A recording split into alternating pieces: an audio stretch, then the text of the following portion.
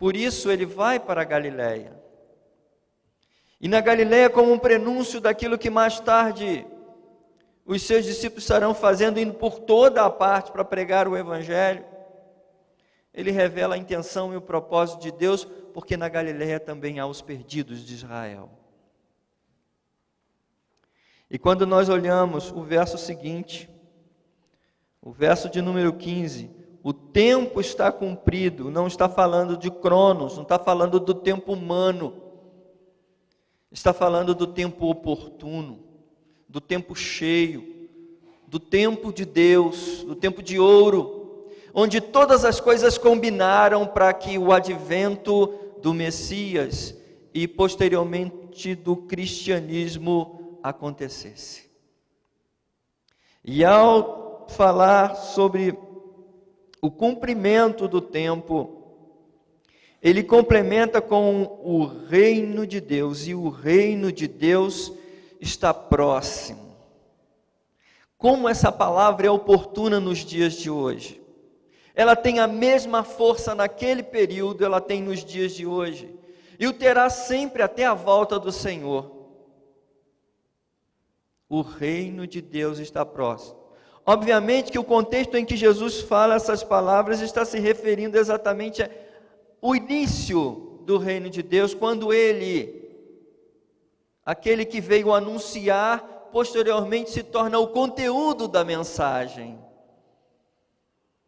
Está falando do momento em que a redenção, que concretizará nele, ou seja, um momento em que Deus em Cristo vai reconciliar consigo o homem com a morte na cruz e na ressurreição, é disso que Jesus está falando? E é isso que nós anunciamos hoje também. Aguardamos que pessoas do mundo inteiro, de todos os lugares, ouçam o Evangelho de Cristo, aquele que morreu na cruz do Calvário para salvar, para transformar vidas, para dar um sentido, um rumo, um propósito àqueles que se sentem perdidos. O reino de Deus está próximo. Essa palavra, ela é tão presente nos dias de hoje como naquela época. Porque quando nós olhamos, nós já estamos pensando no segundo advento, não no primeiro mais, mas no segundo advento, e o reino de Deus está próximo, os sinais estão ao nosso redor, o amor de muitos esfriarão, as guerras, os rumores de guerra, o comodismo de muitas pessoas, o afrouxamento da moral, o abalo na família, o crescimento da violência doméstica, as drogas e uma série de outras coisas, os problemas que temos enfrentado em relação àquilo que Deus ordenou em relação ao casamento entre homem e mulher, como sendo o correto. Tudo isso revela exatamente sinais da volta do Senhor. O reino de Deus está próximo. E muitas vezes nós perdemos contato com essa realidade. E o interessante de tudo isso é que, na verdade, quando começamos a perceber essas coisas, esse alerta, entendemos algo interessante, no qual podemos perceber que a ação de Deus é tamanha nas nossas vidas, que Ele exerce uma autoridade de tal forma que nos impele a enxergar a verdade de Deus. O aspecto público da proclamação do Evangelho requer de nós o entendimento de que Deus faz auditoria sim nas nossas vidas. Ele é aquele que tem o controle total e sabe muito bem o que nós vamos fazer de certo e de errado. Quando a palavra de Deus expressa essa realidade, ela aponta exatamente para o caminho em que nós estamos seguindo. E quando nós percebemos de uma maneira bem clara que o nosso papel como discípulo de Jesus está sendo negligenciado, nós precisamos voltar os nossos olhos para aquilo que é complementado no texto, quando diz assim: arrependei-vos e crede no Evangelho. O arrependimento aqui, a condição de arrependimento e crer está no imperativo. É uma ordem. Arrependimento é uma reorganização de personalidade, de conduta, de comportamento, onde quem dá a diretriz é o próprio Deus. É voltar atrás, é abandonar as coisas que aborrecem a Deus e deixar ser controlado, guiado e movido pelo próprio Deus. E eu pergunto, isso tem acontecido nas nossas vidas? Nós temos notado claramente que a nossa postura continua sendo fiel. Nós temos percebido que muitas coisas que têm acontecido no dia de hoje, nos dias de hoje, em relação à pregação do Evangelho, é que há um grande número de pessoas que não estão querendo cumprir o seu papel de sal e luz. Arrepender-se é aceitar essa reeducação, é ser moldado, é ser quebrado diariamente, ser feito vaso de bênção. Crer no Evangelho, mas não é qualquer Evangelho. Não é o Evangelho que era boas novas, no sentido de dizer, olha, um rei nasceu e esse rei agora vai ser coroado. Olha, nós vencemos uma grande batalha. Não. É o Evangelho que diz o que Deus fez na história, a maneira como Deus invadiu a história humana e transformou o destino, o rumo das nossas vidas. É nesse sentido. Não é conselho de que como nós devemos fazer para se achegar a Deus, mas o reconhecimento do que Deus fez em Cristo Jesus, para que as nossas vidas fossem totalmente transformadas. É isso. É esse o conteúdo, é esse o propósito da missão de Jesus, de dizer que no tempo oportuno, Deus invadiu a história humana e reconciliou consigo o homem, por intermédio de Jesus. E para experimentar as benesses do reino de Deus, é necessário que os nossos joelhos se dobrem. É necessário confessar com a nossa língua que Jesus Cristo é o Senhor. É necessário para isso confessar os nossos pecados diante daquele que é fiel e justo para nos perdoar de todo pecado e de toda injustiça e fazer como Isaías: eis-me aqui, envia-me a mim. Há muitas Galileias a serem alcançadas. E o Senhor tem nos direcionados para esses lugares.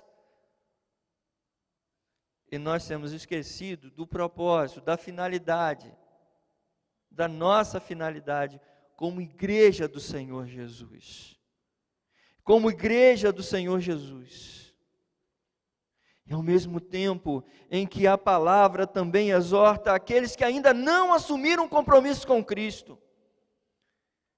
E que ainda estão perdidos em relação a uma série de coisas, com dúvidas tremendas em relação à vida, em relação à felicidade, ainda não encontraram paz, ainda não encontraram consolo, conforto.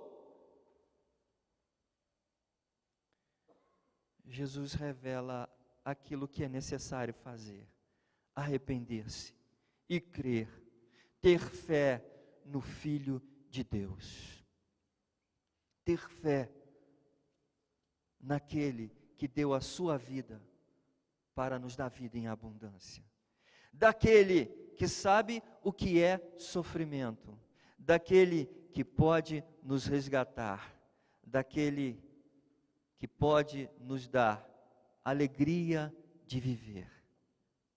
Queridos,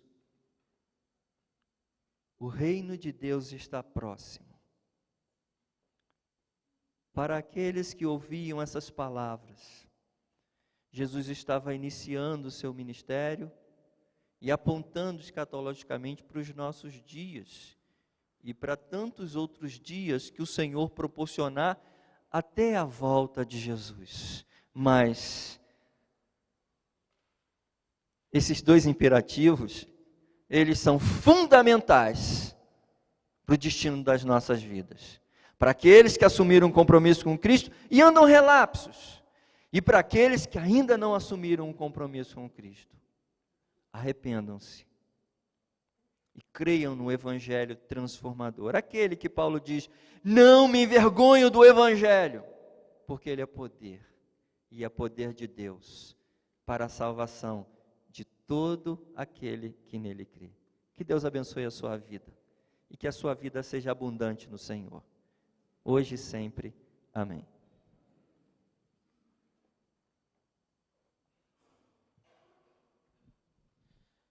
Querida igreja, antes de nós encerrarmos o nosso culto nessa manhã, nós vamos orar com as famílias da igreja. E eu quero convidá-los então para que venham à frente com seus familiares, os aniversariantes da semana, os casais aniversariantes, família de oração. E eu quero então começar chamando aqui à frente o aniversariante de hoje, que é o nosso irmão Nino Gottfried, mais conhecido como Nino. Eu vou ler apenas o nome, se você quiser acompanhar o sobrenome, pode abrir o seu boletim, está aí na página dos aniversariantes. Amanhã fazem aniversário, vou distinguir aqui o Guilherme Burjac, do Guilherme Pacheco, os dois, amanhã, a nossa irmã Keila, Lucineide, a Marília e o Mateus. Na terça-feira, a Marisa. Na quarta-feira, a Arina, a Ziel, Juliana e o Vitório. Quinta-feira, Amanda e Miriam, e também o Daniel Esteban, que é filho de missionários nossos na Inglaterra. Na sexta-feira, o André, o Arthur, Felipe, Giovana, Igor Augusto, Marcílio, Maria Patrícia e a Maxime, missionária, filho de missionários nossos no Senegal. No sábado, a Giovana, o Lucas, o Marcos Felipe, o Ricardo e a Sara, filha de missionários na Guiné-Bissau, e a Rebeca, filha de missionários nossos da Jocum. Casais aniversariantes, nós temos o Alexandre e a Caroline, o Severino, o Silvio e Dona Miralda, Zalmir e Cleonice, o Rafael e a Lilica. No sábado, o Alan Kaiser e a Cláudia, e o Robert Paulo e a Cecília. Quero convidar esses irmãos aqui se colocando em pé, se dirijam aqui para frente com seus familiares, por favor. E também queremos chamar as famílias de oração. São duas famílias que nessa semana passaram por momentos difíceis de luto familiar. A Lilica e o Rafael, com o falecimento da vovó, Dona Ana Anália, vovó do Rafael. Nós sentimos muito, viu, Rafael, como igreja, por essa perda da sua família. Nós vamos orar então por este casal, como família de oração da semana. E também irmãos da nossa igreja perderam um ente querido, um familiar nessa semana, que foi a nossa irmã Leci e a nossa irmã Lídia, que perderam pelo falecimento a Leilda. Ela vinha lutando há muitos anos com uma enfermidade, faleceu nessa semana. Josimar, Leci, Glênia, Abner estão de viagem para o sepultamento, chegam hoje à tarde, se Deus quiser, e nós vamos orar por essas famílias, então, enlutadas. E a família missionária é a do Davi Bertoldo Pinheiro, com a sua esposa Vera e o filho Daniel, que nós já mencionamos, missionários na Inglaterra. Vamos nos colocar em pé, meus irmãos. O grupo de louvor já pode vir aqui à frente, por favor. Na sequência, nós vamos cantar, fazer uma oração cantada para que Deus abençoe as nossas famílias. E todos aqueles irmãos que quiserem agora vir participar desse momento de oração, vindo à frente de maneira simbólica, trazer ao Senhor o seu clamor, a sua gratidão. Qualquer irmão que quiser participar agora desse momento de oração, fique à vontade também para, saindo do seu banco, se juntar a nós aqui à frente. O grupo de louvor já pode entrar, por favor. Vamos orar, meus irmãos. Pai de amor, Deus querido, nós nos sentimos aconchegados na presença do Senhor. Nossa vida é muito corrida, Senhor, e esses momentos são muito especiais, quando nós nos aquietamos na presença do Senhor, em louvores, com gratidão, em reconhecimento sincero de que só o Senhor é Deus, nosso Deus amado, nosso Deus querido. E quando nós podemos, nessas horas, nesses momentos de oração, sejam eles a sós, em família ou aqui, como comunidade da fé, como igreja do Senhor, são momentos em que nós podemos expor ao Senhor uma vez mais a nossa completa fragilidade e necessidade do Senhor. Pai, o Senhor que tem olhos de fogo para escutar a nossa alma, os nossos sentimentos e as nossas motivações, como ouvimos na Tua Palavra hoje pela manhã, que o Senhor, sondando o nosso coração, possa agora, Pai, ministrar conforme aquilo que precisamos, não necessariamente conforme nosso desejo, mas conforme a necessidade que o Senhor sabe bem que temos. Ser propício a nós, Senhor, favorece-nos, abençoa-nos, que os clamores e as ansiedades que trazemos ao Senhor nessa manhã fiquem aos Teus pés e que no nosso coração permaneça a paz de Jesus. Nós Te louvamos e Te adoramos, ó Deus, por toda a bondade do Senhor nas nossas vidas. E queremos de uma forma muito especial nessa manhã, como igreja, abençoar os nossos irmãos que completam mais um ano de vida, Senhor. Que a Tua paz, o Teu cuidado se estendam poderosamente na vida desses irmãos. E que esse novo ano de vida que o Senhor concede a eles seja um ano para muitas bênçãos, para uma maior intimidade com o Senhor e uma caminhada cada vez mais firme dentro dos Teus propósitos. Junto com eles, abençoa os seus lares, ó Pai, suprindo suas necessidades. Os casais que aniversariam também nesta semana, nós te pedimos, ó Deus, que o Senhor os proteja do mal que cerca o casamento nos dias de hoje. Seja a infidelidade, seja a falta de harmonia, de entendimento, seja a desvalorização do casamento como uma aliança para toda a vida. Abençoa-os, ó Deus, para que eles permaneçam firmes nos votos que fizeram diante do Senhor alguns anos atrás, ou muitos anos atrás. E que a Tua bênção fortaleça e abençoe estes casais. Em especial, nós pedimos, ó Deus, pela nossa irmã Leci, Lídia e toda a família enlutada com o falecimento da nossa querida Leilda, Pai, que o Senhor possa, Deus, confortar e consolar essa família e guardar a todos que estão em viagem. E da mesma forma, Senhor, abençoa também o Rafael, a Lilica e todos os familiares da Dona Ana Amália, Senhor, Dona Ana Anália, a família que está enlutada, Senhor, que o Senhor também os console e que a certeza da vida eterna possa trazer grande alento e conforto ao coração de todos. E aos nossos missionários todos, ó Deus, abençoa-os com as mesmas bênçãos que nós almejamos para nós.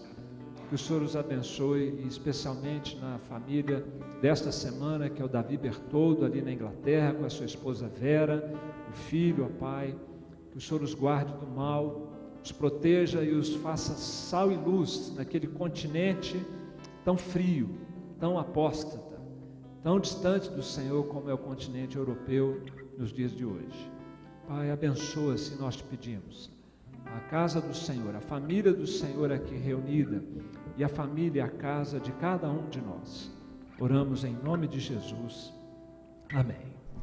Meus irmãos, nós vamos cantar um cântico, enquanto isso os irmãos vão se cumprimentar e após o cântico eu peço que todos se assentem, por favor. Vamos nos confraternizar com os nossos irmãos e depois entoar esse cântico.